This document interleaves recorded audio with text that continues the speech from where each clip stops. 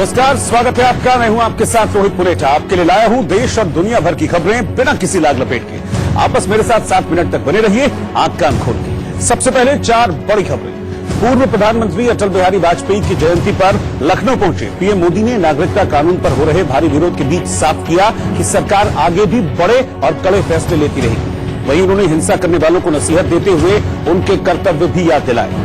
NRC और NPR के मुद्दे पर गृहमंत्री अमित शाह की सफाई के बाद हैदराबाद से सांसद असदुद्दीन ओवैसी ने पलटवार करते हुए गृहमंत्री पर देश को गुमराह करने का आरोप लगाया और कहा कि नेशनल पॉपुलेशन रजिस्टर और नेशनल रजिस्टर ऑफ सिटीजन में कुछ अंतर नहीं है। झारखंड मुक्ति मोर्चा के नेता हेमंत सोरेन 29 दिसंबर को झारखंड के मुख्यमंत्री पद की शपथ लेंगे। इसके लिए उन्होंने दिल्ली में सोनिया गांधी समेत कई नेताओं से मुलाकात की और उन्हें अपने शपथ ग्रहण समारोह में आने का न्यौता दिया। और चीन के घटिया क्वालिटी के पोलियो मार्कर से परेशान होकर पाकिस्तान ने भारत से मदद मांगी है। पाकिस्तान के प्रधानमंत्री इमरान खान की अध्यक्षता में हुई बैठक में भारत से पोलियो मार्कर के आयात को मंजूरी दे दी गई है। ये मार्कर पोलियो की दवा पिलाने के बाद बच्चों की उंगलियों पर निशान बनाने के काम आता है, ताकि ये पता रहे कि उस बच्चे को दवा पिलाई जा चुकी है। अमेरिका में नागरिकता कानून के समर्थन में प्रदर्शन हुआ। अमेरिका के न्यूयॉर्क में भारतीय समुदाय के एक समूह ने नागरिकता संशोधन कानून के समर्थन में जोरदार प्रदर्शन किया और वंदे मातरम, हर हर मोदी, घर घर मोदी जैसे नारे भी लगाए। वंदे मातरम, वंदे मातरम, हर हर मोदी, हर हर मोदी, घर घर मोदी। दिल्ली के किशनगढ़ इलाके में मुख्यमंत्री अरविंद केजरीवाल को बीजेपी कार्यकर्ताओं ने काले झंडे दिखाए और अरविंद केजरीवाल हाय हाय के नारे लगाए।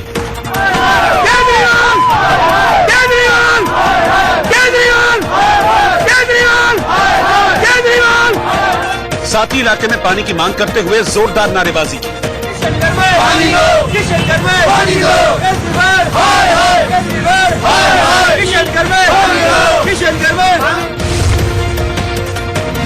क्रिसमस के मौके पर दिल्ली के जामिया यूनिवर्सिटी में छात्रों ने नागरिकता कानून के खिलाफ गाना गाकर विरोध जताया।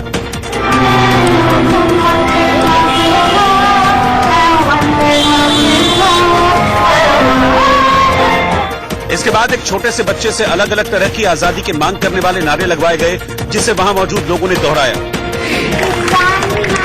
आजादी, आजादी, आजादी। पश्चिम बंगाल की जादवपुर यूनिवर्सिटी के दीक्षांत समारोह में एक छात्रा ने नागरिकता कानून का विरोध करते हुए सीएए की कॉपी फाड़ दी। छात्रा देवोस्मिता चौधरी आजादी, आजादी। पश्चिम बंगाल की जादवपुर यूनिवर्सिटी के दीक्षांत समारोह में एक छात्रा ने नागरिकता कानून का विरोध करते हुए सीएए की कॉपी फाड़ दी। छात्रा देवोस्मिता चौधरी ने कहा, ये मेरा विरोध करने का तरीका है।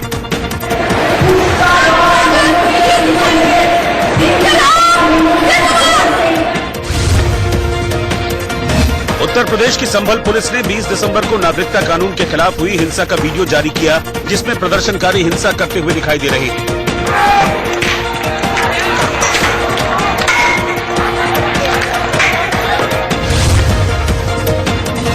असम के गुवाहाटी में कलाकारों ने नागरिकता संशोधन कानून के खिलाफ पेंटिंग बनाकर और कविताओं का पाठ कर अपना विरोध दर्ज कराया। इस मौके पर बड़ी संख्या में कलाकारों ने हिस्सा लिया और पेंटिंग्स बनाई। भारत আৰু আয়া সেইফালেহি এয়া দেশৰ আৰু ৰক্ষাৰ বলিষ্ঠ ফৌজ। प्रधानमंत्री नरेंद्र मोदी ने पूर्व पीएम अटल बिहारी वाजपेयी की 25 फीट ऊंची प्रतिमा का लखनऊ के लोक भवन में अनावरण किया। पीएम मोदी और सीएम योगी आदित्यनाथ ने अटल जी की प्रतिमा के पैरों पर फूल भी चढ़ाए। जम्मू कश्मीर के बॉर्डर पर भारतीय सेना के जवानों ने जोरदार उत्साह के साथ क्रिसमस का त्योहार मनाया और जिंगल बेल गाना गाया।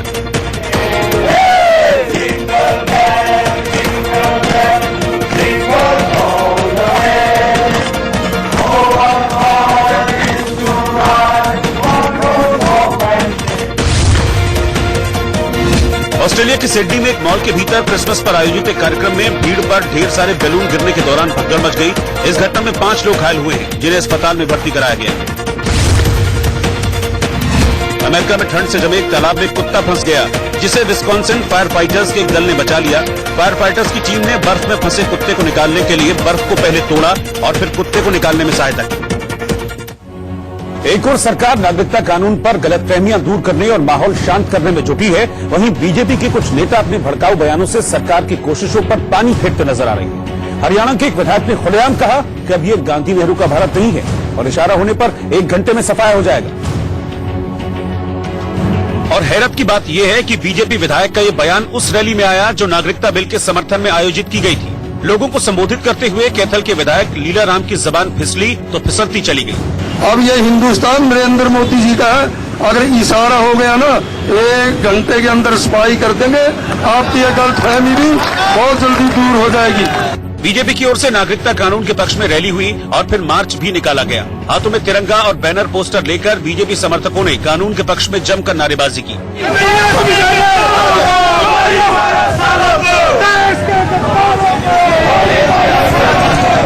इस दौरान बीजेपी के नेताओं ने CAA को जरूरी और ऐतिहासिक कानून बताया। विपक्ष पर लोगों को गुमराह करने का आरोप लगाया गया, लेकिन विधायक लीला राम का जोश इतना हाई था कि वो खुलेआम चेतावनी दे बैठे। आज ये जवाहरलाल नेहरू का हिंदुस्तान नहीं है, आज ये गांधी वाला नहीं है, आज साथियों हिंदुस्तान है आदरणीय नरेंद्र भाई मोदी जी का। आज हिंदुस्तान है साथियों अमित शाह जी का। साथियों आदमियों को मैं उन साथियों को बता देना चाहता हूँ कि वो आपने देखा होगा हर रोज टीवी के माध्यम से, व्हाट्सएप के मोबाइल के माध्यम से, अखबारों के माध्यम से आते हैं, 2-4 टुच्चे लोग धमकी देने का काम करते हैं। अब ये हिंदुस्तान नरेंद्र मोदी जी का है, अगर इशारा हो गया ना 1 घंटे के अंदर सफाई कर देंगे। बीजेपी विधायक के इस बयान के बाद सियासी पारा चढ़ गया है, लेकिन विवादित बयानों का सिलसिला यही खत्म नहीं हुआ। करणी सेना के सूरजपाल अम्मू ने भी ओवैसी के खिलाफ अमर्यादित बयान दिया। मैं पिछले कई महीनों से ओवैसी को ढूंढ रहा हूँ, मिलता नहीं है। मेरे हाथ में बहुत दिन से खुजली सी भी हो रही है, मिले फिर मैं कुछ बताऊंगा कि CAA क्या है, NRC क्या है। उधर लखनऊ में पीएम मोदी ने नागरिकता कानून के विरोध में हो रही हिंसा पर चिंता जाहिर करते हुए लोगों को अफवाहों से बचने की नसीहत दी। नागरिकता कानून के जिक्र के बाद प्रधानमंत्री ने कहा कि वो पिछले 6 सालों से चुनौतियों को चुनौती दे रहे हैं, क्योंकि यूपी में जिस तरह कुछ लोगों ने विरोध प्रदर्शन के नाम पर हिंसा की, सरकारी संपत्ति को नुकसान पहुंचाया, वो अपने घर में बैठ करके एक बार खुद को सवाल पूछे, क्या उनका ये रास्ता सही था? उनकी प्रवृत्ति योग्य थी? ये जो कुछ जलाया गया, बर्बाद किया गया, क्या वो उनके बच्चों को काम आने वाला नहीं था? इस प्रदर्शन में, हिंसा में जिन लोगों की मृत्यु हुई, जो सामान्य नागरिक जख्मी हुए, जो पुलिस वाले जख्मी हुए, उनके और उनके परिवार के लोगों के प्रति पल भर हम सोचे क्या बीतती हो। मैं आग्रह करूंगा कि झूठी अफवाहों में आकर हिंसा करने वालों को, सरकारी संपत्ति तोड़ने वालों को मैं बहुत आग्रह से कहना चाहूंगा कि बेहतर सड़क, बेहतर ट्रांसपोर्ट सिस्टम, उत्तम सीवर लाइन नागरिकों का हक है, तो इसको सुरक्षित रखना, साफ सुथरा रखना भी तो नागरिकों का दायित्व है। सुरक्षित माहौल मिलना हमारा हक है, लेकिन सुरक्षा के लिए जिम्मेदार पुलिस तंत्र के काम को सम्मान देना ये हर नागरिक का दायित्व है। सरकार के हर तंत्र के लिए भी उतनी ही जरूरी है। सरकार का दायित्व है यह है कि वो 5 साल के लिए नहीं, बल्कि 5 पीढ़ियों को ध्यान में रखते हुए अपना काम करने की आदत बनाएं। पूर्व प्रधानमंत्री वाजपेयी जी की 95वीं जयंती के मौके पर पीएम मोदी ने लखनऊ में अटल बिहारी मेडिकल यूनिवर्सिटी का शिलान्यास किया। साथ ही प्रधानमंत्री ने लोक भवन में अटल जी की 25 फीट ऊंची भव्य प्रतिमा का अनावरण भी किया, जो पूरी तरह कांसे से बनाई गई है। 5 टन वजनी प्रतिमा में अटल जी की भावभंगिमा को शानदार तरीके से उकेरा गया है। करीब 89 लाख रुपए की लागत वाली इस प्रतिमा को जयपुर के प्रसिद्ध मूर्तिकार राजकुमार प्रजापति ने बनाया है। बटन के जरिए अटल जी की भव्य प्रतिमा का अनावरण करने के बाद पीएम कुछ देर तक इसे निहारते रहे। खास मौके पर प्रधानमंत्री मोदी के साथ यूपी के सीएम योगी आदित्यनाथ, राज्यपाल आनंदीबेन पटेल, रक्षा मंत्री और लखनऊ से सांसद राजनाथ सिंह भी मौजूद रहे। इसके बाद प्रधानमंत्री अटल जी की प्रतिमा के सामने पहुंचे, उनके चरणों में फूल अर्पित किए और प्रतिमा को नमन भी किया। इस दौरान अटल जी के एक प्रशंसक ने पीएम मोदी को अटल जी का स्मृति चिन्ह भेंट किया। प्रतिमा अनावरण के बाद प्रधानमंत्री मोदी ने लोक भवन ऑडिटोरियम से अटल बिहारी वाजपेयी मेडिकल यूनिवर्सिटी का शिलान्यास भी किया। अटल जी को याद करते हुए रक्षा मंत्री राजनाथ सिंह ने अपने भाषण में देश के पहले प्रधानमंत्री पंडित नेहरू का जिक्र किया। इकलौते वो व्यक्ति थे जिनके बारे में पहले प्रधानमंत्री देश के पंडित जवाहरलाल नेहरू ने कहा था, इस व्यक्ति के अंदर मैं एक ऐसी प्रतिभा देख रहा हूं कि भविष्य का प्रधानमंत्री बनेगा, ऐसा मेरा भरोसा है, मेरा विश्वास है। वहीं पीएम मोदी ने भी अटल जी की तारीफ में जमकर कसीदे पढ़े। पीएम मोदी ने कहा कि देश को समग्रता और एकजुटता की परिभाषा अटल जी ने ही सिखाई। साथियों, अटल जी कहते थे कि जीवन को टुकड़ों में नहीं देखा जा सकता, उसको समग्रता में देखना। ये बात सरकार के लिए भी उतनी ही सत्य है और गुड गवर्नेंस के लिए भी, सुशासन के लिए भी यही उपयुक्त मानदंड है। वाजपेयी जी को गुरु मानने वाले पीएम नरेंद्र मोदी ने उनकी जयंती पर देश में कई बड़ी परियोजनाओं का शिलान्यास किया। महाराष्ट्र की उद्धव ठाकरे सरकार ने प्रदेश में हाई प्रोफाइल 97 लोगों की सुरक्षा की समीक्षा की, जिसके बाद 29 लोगों की सुरक्षा में बदलाव किया गया है, जिसमें मशहूर क्रिकेटर सचिन तेंदुलकर की एक्स कैटेगरी की सुरक्षा वापस ले ली गई। अब सचिन को पुलिस एस्कॉर्ट की सुविधा दी जा सकती है। वहीं सरकार ने शिवसेना विधायक और उद्धव ठाकरे के बेटे आदित्य ठाकरे की सुरक्षा बढ़ा दी है। आदित्य को अभी तक Y+ कैटेगरी की सुरक्षा दी जा रही थी, लेकिन अब उनकी सुरक्षा बढ़ाकर Z कैटेगरी की कर दी गई है। इसके अलावा अन्ना हजारे की सुरक्षा भी बढ़ाई गई है। अब उनकी सुरक्षा Y+ से बढ़ाकर Z कैटेगरी की कर दी गई है। बीजेपी नेता एकनाथ खड़से को Y श्रेणी की सुरक्षा के साथ ही पुलिस एस्कॉर्ट की सुविधा थी, लेकिन अब उनकी पुलिस एस्कॉर्ट की सुविधा हटा दी गई है। इसके अलावा यूपी के पूर्व राज्यपाल राम नाईक से Z+ सुरक्षा को हटाकर X कैटेगरी की सुरक्षा कर दी गई है। पर सचिन तेंदुलकर जैसा व्यक्ति जो महाराष्ट्र के लिए नहीं, पूरे देश के लिए, पूरे विश्व के लिए गौरव है, ऐसे व्यक्ति के साथ तुम सिक्योरिटी को लेकर के राजनीतिकरण करोगे? ये दुर्भाग्यपूर्ण है। हम इसकी कड़ी निंदा करते हैं, घोर आलोचना करते हैं और सरकार से साथ साथ में बड़े मजबूती के साथ निवेदन करते हैं कि महाराष्ट्र की सरकार सचिन तेंदुलकर की सिक्योरिटी फिर से उन्हें वापस करे। पूर्व पीएम अटल बिहारी वाजपेयी अपनी जयंती पर याद किए गए। पूर्व प्रधानमंत्री अटल बिहारी वाजपेयी की 95वीं जयंती पर दिल्ली में सदैव अटल स्मारक पर पीएम मोदी, राजनाथ सिंह और अमित शाह ने उन्हें श्रद्धांजलि दी। मध्य प्रदेश के भोपाल में माखनलाल चतुर्वेदी पत्रकारिता विश्वविद्यालय में धरने पर बैठी छात्राओं से सांसद प्रज्ञा ठाकुर के मिलने पर NSUI कार्यकर्ताओं ने हंगामा किया।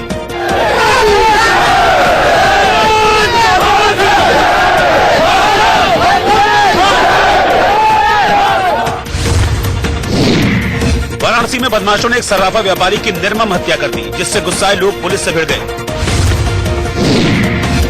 यूपी के आगरा में एक मोबाइल शॉप में भीषण आग लगने से लाखों का सामान जलकर राख हो गया। यूपी के जौनपुर में ग्रामीणों ने चोरी के आरोप में 2 युवकों को जमकर पीटा, जिसका वीडियो सामने आने के बाद पुलिस मामले की जांच में जुट गई है। यूपी के कानपुर में कोहरे की वजह से ट्रक और कार के बीच भिड़ंत हो गई, जिसमें कार सवार 2 लोगों की मौके पर ही मौत हो गई। मध्य प्रदेश के इंदौर में प्रभु यीशु का जन्म उत्सव धूमधाम से मनाया गया। इस अवसर पर चर्च को रंग बिरंगी रोशनी से सजाया गया। केरल के कोच्चि में ईसा मसीह के जन्मोत्सव पर गिरजाघर रंगीन रोशनी से जगमगा उठा। इराक की राजधानी बगदाद में क्रिसमस के अवसर पर प्रदर्शनकारियों ने इराकी झंडे से क्रिसमस ट्री बनाया। अमेरिका के कैलिफोर्निया में बर्फीले तूफान से एक विशाल पेड़ एक घर पर गिर गया। इस दौरान घर में फंसे एक शख्स को बचाया गया। नागरिकता कानून के खिलाफ कांग्रेस की मोर्चाबंदी जारी है। भोपाल में कांग्रेस ने CAA और NRC के खिलाफ शांतिपूर्ण मार्च निकाला, जिसकी अगुवाई खुद मुख्यमंत्री कमलनाथ ने की। और उनके साथ सैकड़ों की तादाद में कांग्रेस कार्यकर्ता और समर्थक सड़क पर उतरे।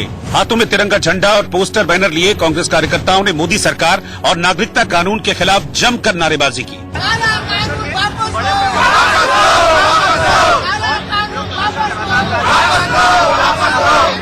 मुख्यमंत्री और राज्य के दूसरे बड़े कांग्रेस नेताओं के साथ ये शांतिपूर्ण मार्च रंगमहल चौराहे से मिंटो हॉल तक निकाला गया। मार्च शांतिपूर्ण था, लेकिन सुरक्षा के पुख्ता इंतजाम किए गए थे।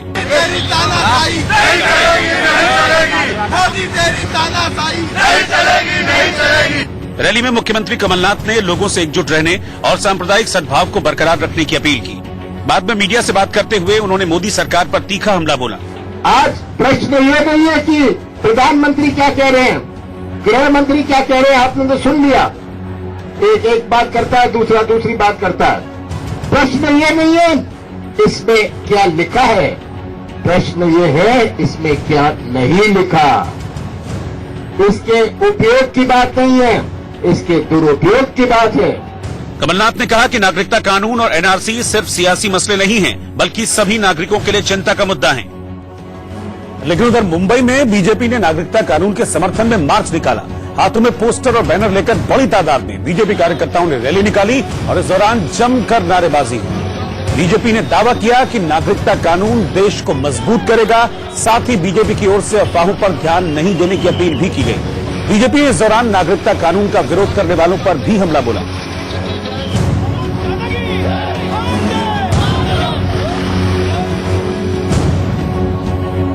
लेखक और समाज सेविका अरुंधति रॉय ने बयान देकर सियासी माहौल गर्म कर दिया है कि जब एनपीआर के लिए कर्मचारी आए तो उन्हें गलत जानकारी देनी चाहिए। दिल्ली यूनिवर्सिटी में एक विरोध प्रदर्शन के दौरान अरुंधति रॉय ने दावा किया कि एनपीआर के डेटा का इस्तेमाल एनआरसी के लिए किया जाएगा और इसीलिए इसका विरोध किया जाना चाहिए। अरुंधति रॉय ने कर्मचारियों को अपनी गलत जानकारी देने का आइडिया भी दिया। जब आपके घर में आएंगे एनपीआर के, जब आपको अपना नाम पूछेंगे, आपको दूसरा नाम देगा। हम लोग 5 नाम तय करते हैं, रंगा बिल्ला रखते हैं या कुंफू कुत्ता रखते हैं, 7 रेस कोर्स रोड एड्रेस देंगे और 1 फोन नंबर तय कर लेते हैं। लेकिन बहुत सारा सबवर्जन को करना पड़ेगा। हमें सिर्फ लाठी खाने और गोली खाने के लिए नहीं पैदा हुए। मुंबई पुलिस कमिश्नर ने नागरिकता कानून का समर्थन कर इस बारे में अफवाह फैलाने वालों को चेताया है और साथ ही कहा कि जो भारतीय हैं उन्हें डरने की जरूरत नहीं है। कि जो भारत में पैदा हुए हैं, जो भारत की इंसान, भारत की संतान है, यहाँ के लोग हैं, उन्हें डरने की कोई बात नहीं। और ये चीज जो है वो काफी लोगों को अभी समझ में भी आ गई है। एजिटेशंस है, प्रोटेस्ट है, लेकिन पुलिस समाज के साथ रह के जब काम करती है तब ये प्रोटेस्ट हम ठीक तरीके से हैंडल भी कर सकते हैं। भारत के साथ व्यापारिक रिश्ते काफी लोगों को अभी समझ में भी आ गई है। एजिटेशंस है, प्रोटेस्ट है, लेकिन पुलिस समाज के साथ रह के जब काम करती है तब ये प्रोटेस्ट हम ठीक तरीके से हैंडल भी कर सकते हैं। भारत के साथ व्यापारिक रिश्ते तोड़ चुके पाकिस्तान ने पोलियो खत्म करने में जुटी भारत से ही मदद मांगी। पाकिस्तान के प्रधानमंत्री इमरान खान की अध्यक्षता में हुई बैठक में ये अहम फैसला लिया गया। इस बैठक में इमरान सरकार ने भारत से पोलियो मार्कर के आयात को मंजूरी दी। ये मार्कर पोलियो की दवा पिलाने के बाद बच्चों की उंगलियों पर स्याही से निशान बनाने के काम आते हैं ताकि ये पता रहे कि उस बच्चे को दवा पिलाई जा चुकी है। भारत के साथ व्यापार करने पर लगे बैन से पहले पाकिस्तान ने भारत से 80,000 पोलियो मार्कर्स खरीदने का समझौता किया, लेकिन जम्मू कश्मीर से अनुच्छेद 370 हटने के बाद 5 अगस्त को भारत से कारोबार पर रोक लगने के बाद ये समझौता रुक गया था, जिसके बाद पाकिस्तान ने आनन फानन में चीन से पोलियो मार्कर मंगवाए थे। लेकिन चीन से खरीदे गए मार्कर न सिर्फ महंगे थे बल्कि इनकी क्वालिटी भी बेहद खराब थी। चीनी मार्कर जहरीले बताए जा रहे हैं, मतलब मुंह में उंगली डालने पर इससे नुकसान पहुंचने का डर था, जबकि भारतीय मार्कर नॉन टॉक्सिक है, लिहाजा स्वास्थ्य के हिसाब से ये बेहद सुरक्षित है। महाराष्ट्र सरकार ने सचिन को दी गई सुरक्षा वापस ले ली है। महाराष्ट्र की उद्धव ठाकरे सरकार ने क्रिकेटर सचिन तेंदुलकर की सुरक्षा वापस ले ली है। वहीं शिवसेना विधायक और उद्धव ठाकरे के बेटे आदित्य ठाकरे की सुरक्षा बढ़ा दी गई है। आदित्य की Y+ कैटेगरी की सुरक्षा को बढ़ाकर Z कैटेगरी की कर दी गई है। जम्मू कश्मीर के रामबन इलाके में भूस्खलन से रास्ते पर गिरे मलबे की वजह से सड़क जाम हो गई। इस वजह से सड़क के दोनों किनारों पर वाहनों की लंबी कतार लग गई। नागरिकता कानून के खिलाफ बेंगलुरु में विशाल प्रदर्शन के दौरान 23 दिसंबर को प्रदर्शनकारियों ने मानवता की मिसाल पेश की। इस दौरान वहां से गुजर रही एक एम्बुलेंस को भारी भीड़ ने रास्ता दिया, जो सोशल मीडिया पर वायरल हो गया।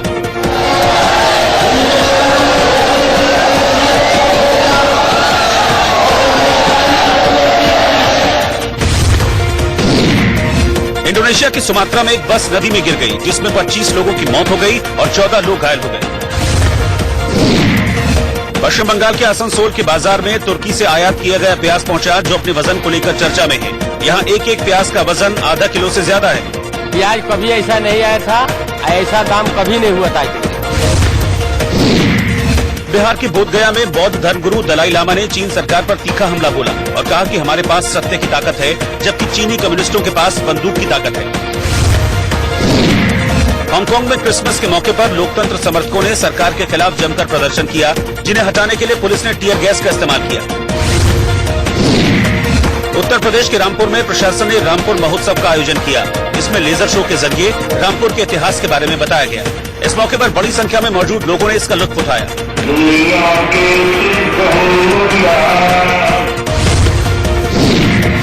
तमिलनाडु के कोयम्बटूर में क्रिसमस के मौके पर अलग अलग थीम्स पर कई आकर्षक केक तैयार किए गए, जिसे देखकर लोग हैरान रह गए। मेक्सिको में क्रिसमस पर तैयार किए गए विशाल बेबी जीसस को देखने के लिए लोगों की भारी भीड़ जुटी।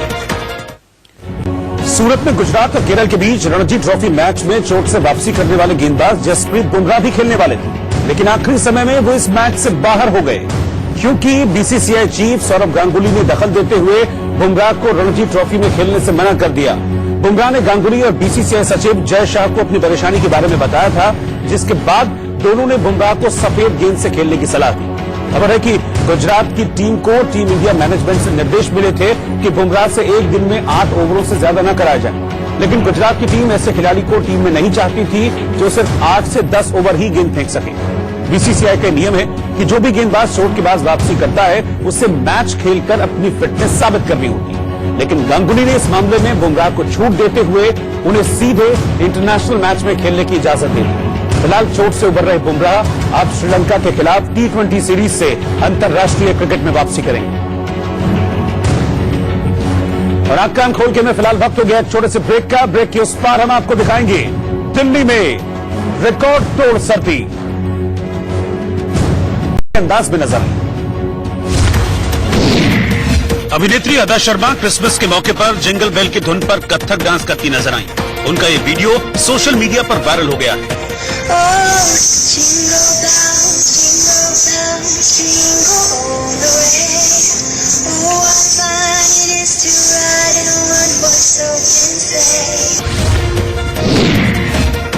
अभिनेता रणबीर कपूर ने मुंबई के कार्यक्रम में कैंसर पीड़ित बच्चों से मुलाकात की और इस दौरान उनके साथ जमकर मस्ती की।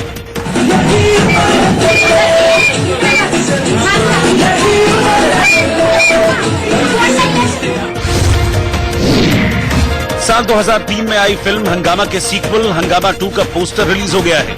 इस फिल्म में परेश रावल और शिल्पा शेट्टी के साथ जावेद जाफरी के बेटे मीजान जाफरी भी नजर आएंगे। अभिनेत्री श्रद्धा कपूर ने अपने इंस्टाग्राम अकाउंट पर मुकाबला गाने का एक वीडियो शेयर किया है, जिसमें वो प्रभुदेवा के साथ डांस करती नजर आई।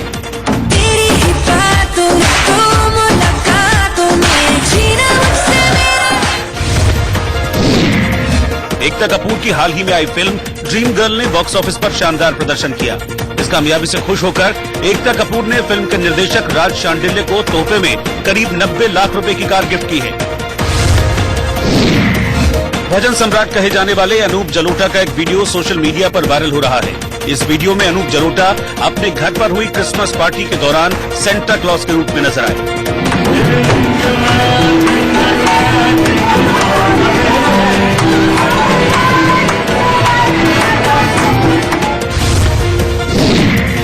अभिनेत्री सुष्मिता सेन ने क्रिसमस के मौके पर एक वीडियो शेयर किया, जिसमें उनके दोस्त रोमान शॉल गिटार बजाकर गाना गाते नजर आए। सुष्मिता की गोद ली हुई दोनों बेटियां अलीसा और रेनी भी रोमान का गाने में साथ देती नजर आई।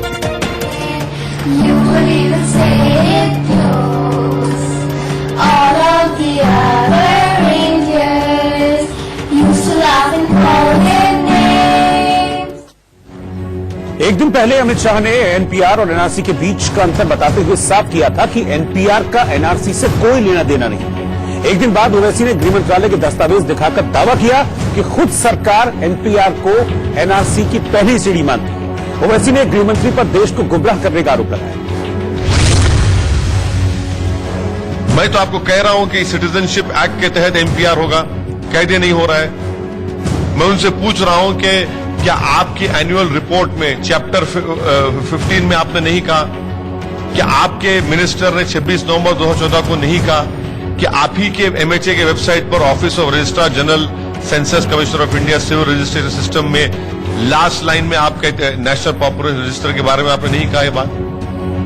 आप ही के 26 नवंबर को पीआईबी एमएचए का नोट है कि NPR is the first step for NRC. कैसे इसको आप डीलिंग कर रहे हैं? क्यों गुमराहकुन बयान दे रहे हैं? एनपीआर एनआरसी की तरफ पहला कदम है और एनपीआर जब होगा अप्रैल 2020 में, उसमें डॉक्यूमेंट्स पूछे उस ऑफिसर को ये इख्तियार है कि वो डाउटफुल लिखेगा, उसके बाद डॉक्यूमेंट्स पूछेगा, डॉक्यूमेंट्स के बाद अगर वो मुतमईन हो गया ठीक है, वरना डाउटफुल रखेगा, और अगर मुतमईन हो जाता है तो लिस्ट को लगाता है, लोकल रजिस्टर बोलते हैं, फुल लिखेगा, उसके बाद डॉक्यूमेंट्स पूछेगा, डॉक्यूमेंट्स के बाद अगर वो मुतमईन हो गया ठीक है, वरना डाउटफुल रखेगा, और अगर मुतमईन हो जाता है तो लिस्ट को लगाता है, लोकल रजिस्टर बोलते हैं, और आवाम से जनता से पूछा जाता है कि भाई किसको ऑब्जेक्शन है ओवैसी के नाम पर या प्रमोद के नाम पर। अगर किसी को ऑब्जेक्शन होगा तो फिर वो उस पर इंक्वायरी होगी और फाइनल लिस्ट क्या होगी? एनआरसी होगी। यूपीए के जमाने में भी एनपीआर हुआ मगर सिटीजनशिप एनआरसी नहीं हुआ। और अब के एनपीआर में और पहले के एनपीआर में फर्क यह है कि माँ बाप का नाम पूछकर कहां उनकी पैदाइश हुई बताइए, आधार से जोड़ रहे हैं उसको आप। जो रिपोर्ट हुआ उसको बता रहा हूं, वो भी गुनाह है क्या? हमको ही मार दीजिए गोली आप, अगर ऐसा है तो। अगर सच बयान करना जुर्म हो चुका है इस देश में तो मार दीजिए गोली, मगर याद रखिए गोलियां खत्म हो जाएंगी, सच बोलने वाले देश में बहुत है, खड़े होंगे। इसीलिए हम कह रहे हैं कि प्रधानमंत्री को बोलना चाहिए। 18 लोग जब मर चुके हैं, जिस स्टेट की नुमाइंदगी करते हैं, इंक्वायरी नहीं होनी चाहिए, इंडिपेंडेंट इंक्वायरी। यकीनन जो दंगाई है बराबर उसको करिए, कौन रोक रहा है आपको? वजीर दाखिला ये कहते हैं कि ओवैसी को आदत है हर बात पे मुखालिफत करने की। मैं जो कुछ कह रहा हूं वो सच कह रहा हूं, आप काउंटर करें ना मुझे इसका। एनपीआर का ताल्लुक सिटीजनशिप एक्ट से है, सेंसस का ताल्लुक 1948 एक्ट से है। हम जानते हैं ना इन चीजों को। वो ये क्यों समझ रहे हैं कि आप बोल के छूट जाएंगे और कोई नोटिस लेगा देश? उत्तर भारत में कपाने वाली सर्दी का सितम जारी है। वहीं दिल्ली में तापमान हर दिन नया रिकॉर्ड बना रहा है। दिल्ली में बुधवार को ठंड ने 22 साल का रिकॉर्ड तोड़ दिया।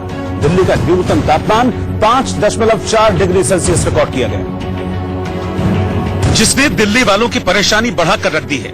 दिल्ली की रातें सर्द हैं, वहीं हर सुबह कोहरे की घनी चादर में लिपटी है। साफ लग रहा है कि सर्द हवाएं सर्दी के पुराने तेवर याद दिला रही हैं।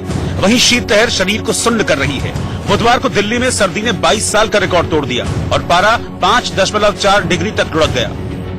मतलब इतना मुश्किल हो रहा है ऑफिस जाना कि अगर आप 3 से 4 स्वेटर भी वेयर कर लेंगे तो आपको तो ठंड लगनी है। आप देखेंगे मैंने पूरा पैक किया हुआ है अपने आप को, लेकिन उसके बाद भी ठंड का बहुत ज्यादा एहसास है। ऐसा लग रहा है जैसे पिछले साल से पहले भी ज्यादा ठंड है, बहुत ज्यादा। वहीं दिल्ली के सफदरजंग और पालम में पारा 5 डिग्री के आसपास दर्ज किया गया। मौसम विभाग ने चेतावनी जारी की है कि अगले एक हफ्ते में दिल्ली के तापमान में और कमी दर्ज की जाएगी। इस दौरान न्यूनतम तापमान 4 डिग्री सेल्सियस तक जाने की संभावना है। ठंड से हर कोई परेशान नजर आ रहा है। दफ्तर जाने वाली महिलाओं को भी ठंड से 2-4 होना पड़ रहा है। स्कूटी में तो बहुत ज्यादा तकलीफ हो रही है क्योंकि बहुत टाइम बाद ऐसी ठंड पड़ रही है। और देखिए आप मेरे हाथ देख रहे होंगे, मेरे को हाथ में भी ग्लव्स पहन रखे हैं, 3-4 कपड़े डाल रखे हैं, उसके बाद भी स्कूटी पे हवा नहीं रुक रही है। बहुत ज्यादा है और सालों के हिसाब से। ठंड का प्रकोप इतना ज्यादा है कि शाम को चलने वाली शीतलहर से बचने के लिए लोग रैन बसेरे में रहने को मजबूर हैं। वहीं मौसम विभाग ने अगले एक हफ्ते शीतलहर जारी रहने के संकेत देकर लोगों की परेशानी को और बढ़ा दिया है। दिल्ली के साथ एनसीआर में भी ठंड से बुरा हाल है।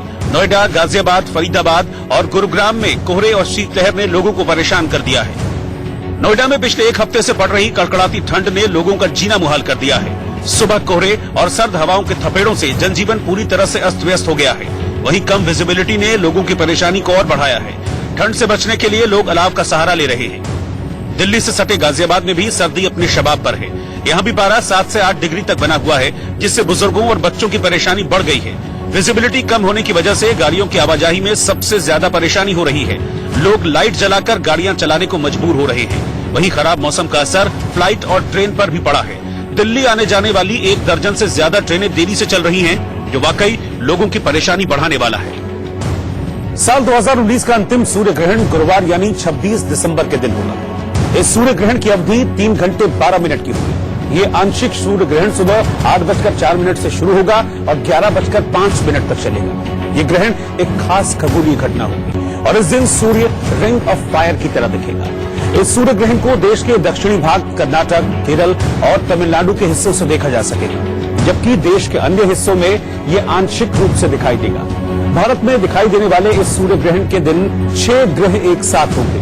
ऐसी परिस्थितियां 57 साल पहले बनी थी। सूर्य ग्रहण को नंगी आंखों से नहीं देखना चाहिए, क्योंकि इससे आपकी आंखों को नुकसान पहुंच सकता है।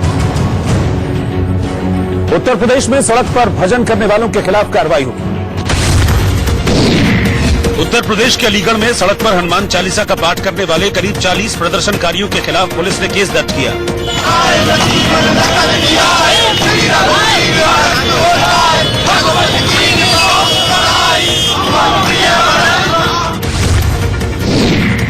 उत्तर प्रदेश के वाराणसी में नागरिकता कानून के खिलाफ हिंसक प्रदर्शन करने वाले आरोपियों के पोस्टर लगाए गए। भेलूपुर और बजरडीहा में पोस्टर लगाकर पुलिस ने जानकारी देने वालों के लिए इनाम देने का ऐलान भी किया। बिहार की मोतिहारी में एक स्कूल के भीतर प्रधानाध्यापक और 2 अन्य शिक्षकों का शराब और मीट के साथ पार्टी करने का वीडियो वायरल हो गया। उत्तर प्रदेश के पीलीभीत में हाईटेंशन बिजली के तार की चपेट में आने से एक बंदर की मौत हो गई। बंदर कई मिनट तक तार पर झूलता रहा और तारों से चिंगारी निकलती रही। उत्तर प्रदेश के महोबा में पुलिस ने थाने में एक प्रेमी जोड़े की शादी करवाई, जहां बैंड बाजे के साथ बारात पहुंची। शादी के बाद प्रेमी जोड़े ने सबका आशीर्वाद दिया और मिठाइयां बांटी गई।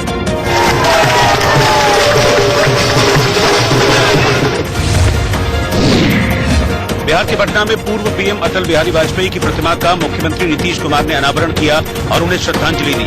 इस मौके पर कई मंत्री और वरिष्ठ नेता मौजूद थे। हरियाणा के पंचकुला में प्रशासन ने इस्तेमाल की गई प्लास्टिक की बोतलों के बदले दूध देने की योजना की शुरुआत की है। भारतीय सेना ने दिल्ली में 26 कुत्तों की एक यूनिट को हाईटेक प्रशिक्षण दिया, ताकि उनका इस्तेमाल सैन्य अभियानों में किया जा सके। कुत्तों को ये खास training lieutenant colonel V Kamalraj ने दी। मुंबई के गिरगांव चौपाटी पर वरिष्ठ नागरिकों के एक लाफ्टर क्लब ने क्रिसमस को धूमधाम से मनाया। इस मौके पर स्कूल के बच्चे भी शामिल हुए और सभी ने जमकर मस्ती की। प्रधानमंत्री नरेंद्र मोदी ने पूर्व पीएम अटल बिहारी वाजपेयी की 95वीं जयंती के मौके पर देश को 2 बड़े तोहफे दिए। पीएम ने अटल टनल योजना के उद्घाटन के साथ ही दिल्ली में अटल भूजल योजना की शुरुआत की, जिसके लिए केंद्र सरकार ने 6,000 करोड़ रुपए आवंटित किए हैं। पीएम मोदी के मुताबिक पानी की समस्या से निपटने के लिए अटल भूजल योजना लाई गई है। इस पर 5 साल में 6,000 करोड़ का खर्च होगा, जिसमें से 3,000 करोड़ रुपए वर्ल्ड बैंक, जबकि बाकी के 3,000 करोड़ केंद्र सरकार देगी। केंद्र सरकार ने इस योजना की शुरुआत के साथ ही 2024 तक हर घर में पानी पहुंचाने का दावा भी किया।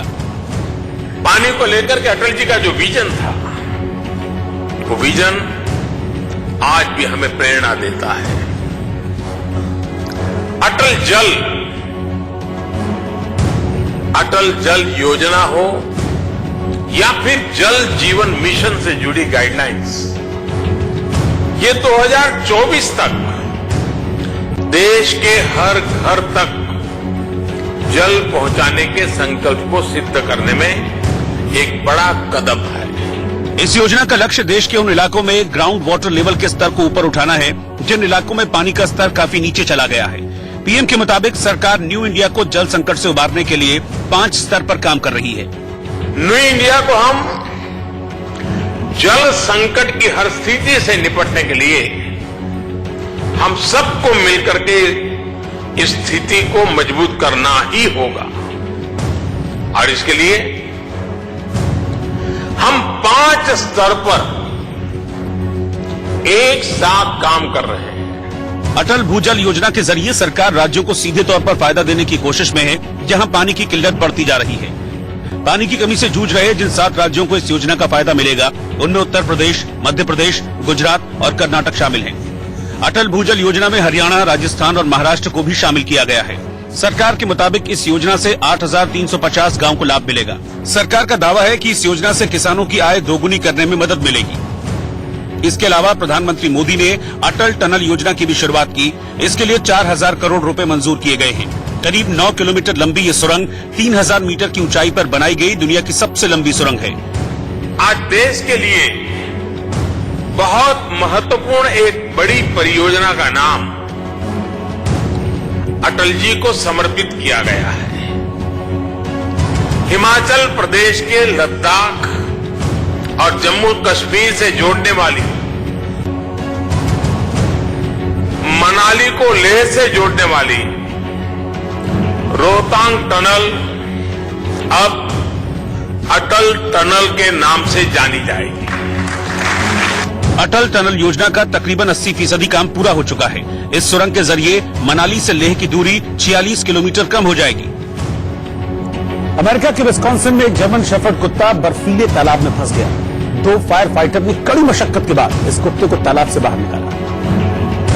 हालांकि इस दौरान दोनों फायर फाइटर्स को काफी मशक्कत करनी पड़ी। ये जर्मन शेफर्ड डॉग अपने घर के नजदीक मौजूद एक बर्फीले तालाब में फंस गया था, जिसकी जानकारी मिलने पर तालाब के पास पहुंची फायर ब्रिगेड की टीम ने कुत्ते को बचाने के लिए अपने 2 जवानों को तालाब में उतारा। जबरदस्त ठंड और बर्फबारी की वजह से तालाब पूरी तरह से जम चुका था। फायर ब्रिगेड के दोनों कर्मचारी कुत्ते तक पहुंचने की कोशिश करने लगे। इस दौरान दोनों कर्मियों की रस्सी तालाब की दूसरी तरफ मौजूद टीम ने पकड़ी हुई थी। बर्फ की फिसलन की वजह से कुत्ता चाहकर भी तालाब से बाहर नहीं निकल पा रहा था। इस दौरान एक फायर कर्मी धीरे धीरे कुत्ते के पास पहुंचा और उसे गर्दन से पकड़कर बाहर खींचने लगा। तभी दूसरा फायर कर्मी अचानक से बर्फ पर फिसल गया, जिससे दूसरे फायर कर्मी और कुत्ते को भी झटका लगा और दोनों कुछ सेकंड के लिए पानी के अंदर चले गए। हालांकि संभलते हुए फायर कर्मियों ने जर्मन शेफर्ड डॉग को धक्का देकर बर्फीले तालाब से सुरक्षित बाहर निकाल लिया। और लौटने फौरन वापस आप बने रहिए हमारे साथ।